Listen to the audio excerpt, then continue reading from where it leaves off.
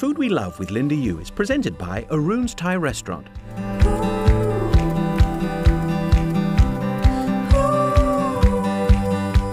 Now put everything in here. Chili pepper, guajillo, lemongrass, garlic, shallot, turmeric, calangao, salt, cilantro stem. Okay. It's got to have some nice aroma.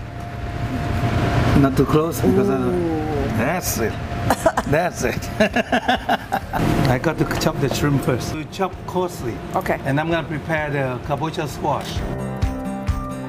And then you can form into a kind of loose ball, like a small, like that. One? Yeah, like that. Put the coconut milk. Coconut milk. Bring the this. The hot stuff, huh? Yeah. I'm gonna put only 2 scoops. That should be plenty. We're gonna cook the kabocha first because this one take a longer time. Okay. The prawn will be very quick. That's right, it will. Okay. You can let it boil a little bit, it's okay. Is this beautiful? Mm-hmm. It's very beautiful. Okay. You can add the prawn. Okay, one by one. One by one? One by one. Just do it carefully. Okay. I'm going to add a little bit of palm sugar, not much. You can see that.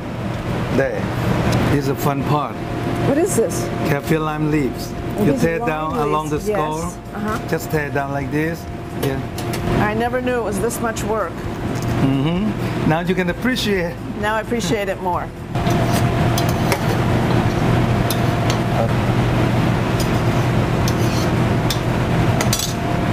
Perfect.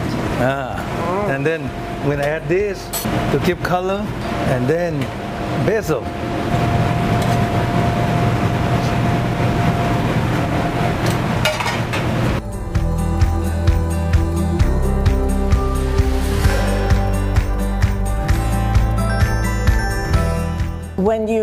When you started cooking, it was, did this taste right, or did I make a mistake?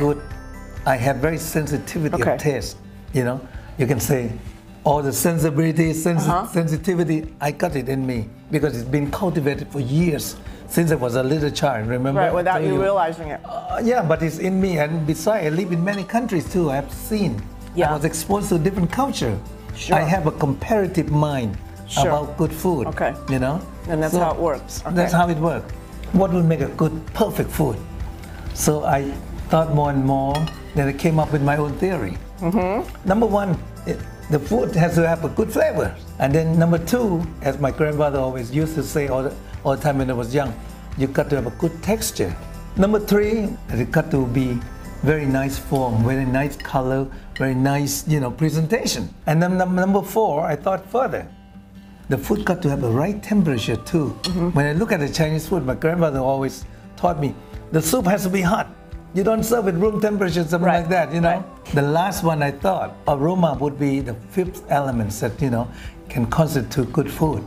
The New York Times had said, this is where other chefs go to you remember that article? Right, exactly. To be dazzled. Exactly. Right. Were you so surprised when you heard that? I was, it's shockingly surprised, yes. Luckily, that my new partner came in. Yes, right. Kitty and Paul, who came in, they were tremendous. Lucky for us, because then you kept Arun open. Otherwise, Arun would have been closed, because I could not handle. It's too much, I can concentrate only on food. Concentrate on the food, I don't have to worry about the financial part or this part or that part, There are many elements to make a good restaurant. Well, we think it's great.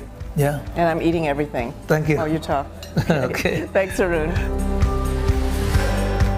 Over the years, Arun has served 10 and 12-course dinners here.